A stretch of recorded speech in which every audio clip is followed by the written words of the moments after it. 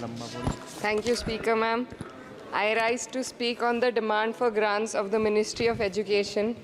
And while the Union Ministry of Education recently celebrated the 4th anniversary of NEP 2020 with the week-long Shiksha Saptah, this grandstanding does nothing to address the stark reality.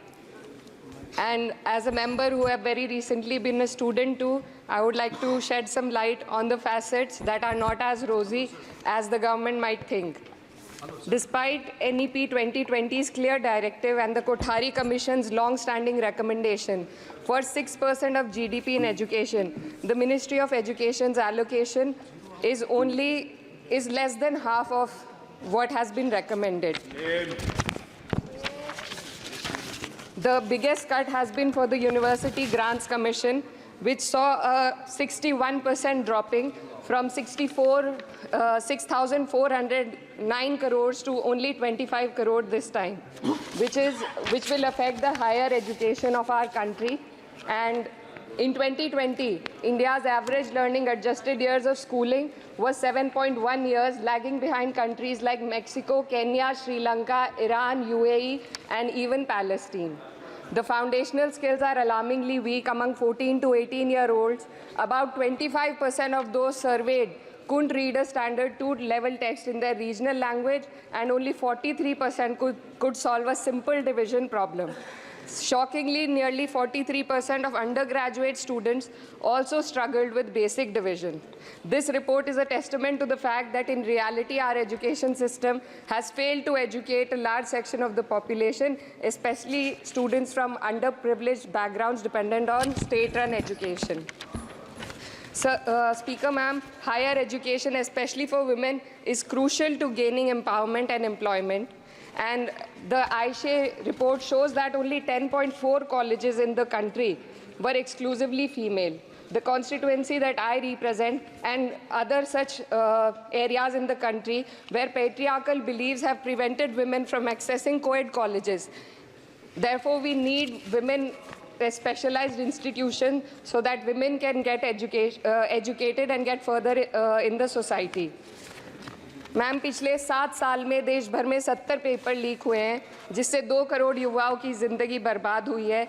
NEET, net और अन्य ऐसे paper leak से हमारे देश की परीक्षा कराने वाली संस्थानों की छवि पर गहरा धब्बा लगा है, और जिसके कारण देश के युवा का इस सरकार के निष्पक्ष परीक्षा कराने की क्षमता से भरोसा उठ चुका है।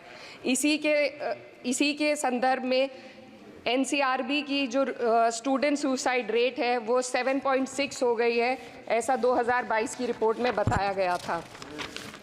Ma'am, similarly, the situation is for the NET and DU LLB entrance examination. The abrupt cancellation and the mismanagement of the NTA is a crucial issue that the government needs to look into.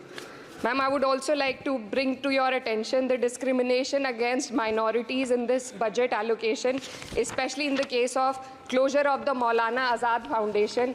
Despite the Prime Minister's vision of minorities progressing with Quran in one hand and computer in the other, this undermines efforts to boost educational opportunities.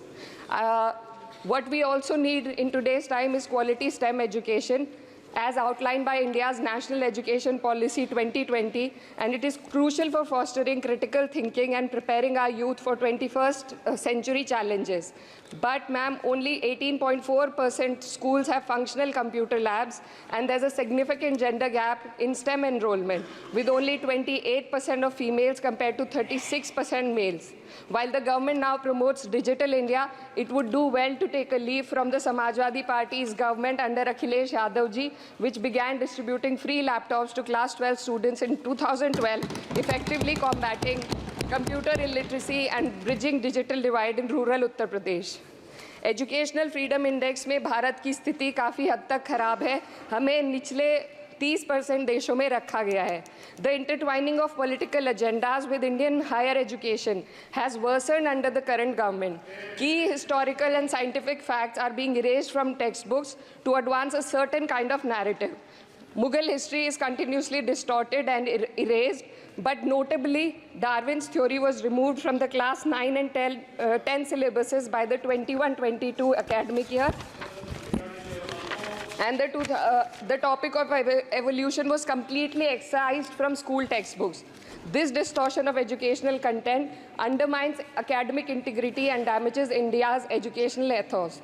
Ma'am, when we are competing for in the world with first-class countries, we also need to look into why our students need coaching in spite of having schools and higher education and those funded by the government.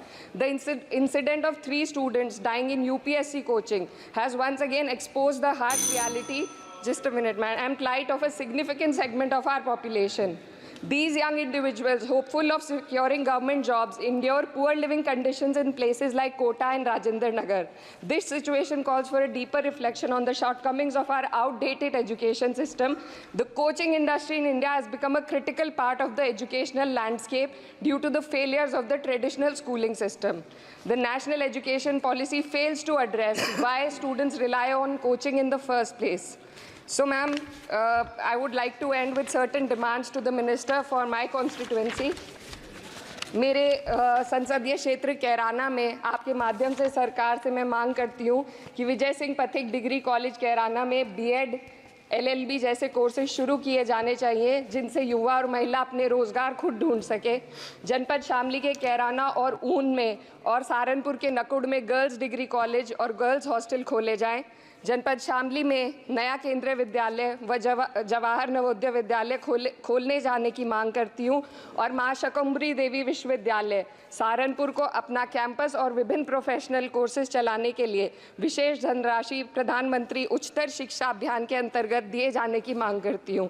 Uttar Pradesh राज्य में शिक्षा मित्रों का संयोजन अध्यापकों के पद पर किया जाए ताकि प्राइमरी एवं जूनियर हाई स्कूलों में शिक्षकों की कमी को दूर किया जा सके। धन्यवाद।